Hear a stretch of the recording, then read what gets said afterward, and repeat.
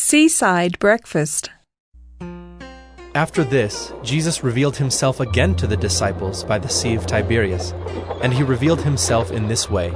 Simon Peter, Thomas called the twin, Nathanael of Cana in Galilee, the sons of Zebedee, and two others of his disciples were together. Simon Peter said to them, "I am going fishing." They said to him, "We will go with you." They went out and got into the boat, but that night they caught nothing.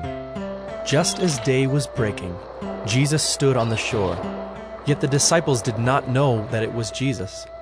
Jesus said to them, "Children, do you have any fish?" They answered him, "No!" He said to them, "Cast the net on the right side of the boat, and you will find some." So they cast it, and now they were not able to haul it in because of the quantity of fish. That disciple whom Jesus loved therefore said to Peter, "It is the Lord." When Simon Peter heard that it was the Lord, he put on his outer garment, for he was stripped for work, and threw himself into the sea. The other disciples came in the boat, dragging the net full of fish, for they were not far from the land, but about 100 yards off. When they got out on land, they saw a charcoal fire in place, with fish laid out on it and bread. Jesus said to them, "Bring some of the fish that you have just caught." So Simon Peter went aboard and hauled the net ashore, full of large fish, 153 of them. And although there were so many, the net was not torn.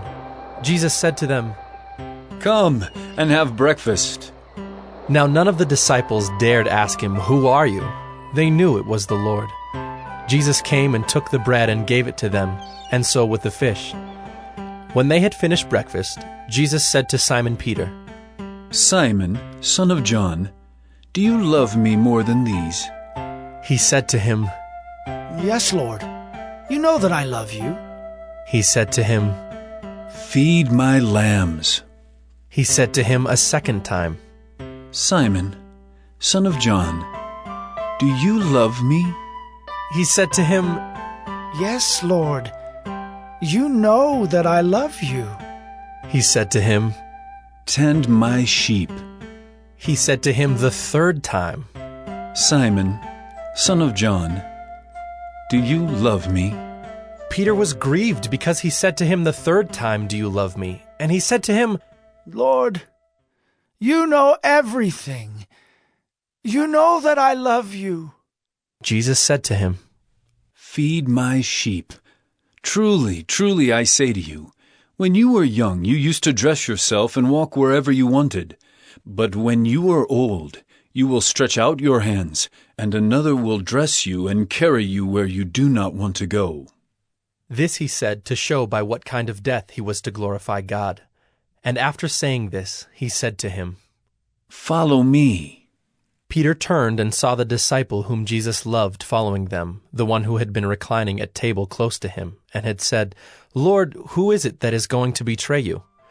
When Peter saw him, he said to Jesus, "Lord, what about this man?" Jesus said to him, "If it is my will that he remain until I come, what is that to you? You follow me." So the saying spread abroad among the brothers that this disciple was not to die.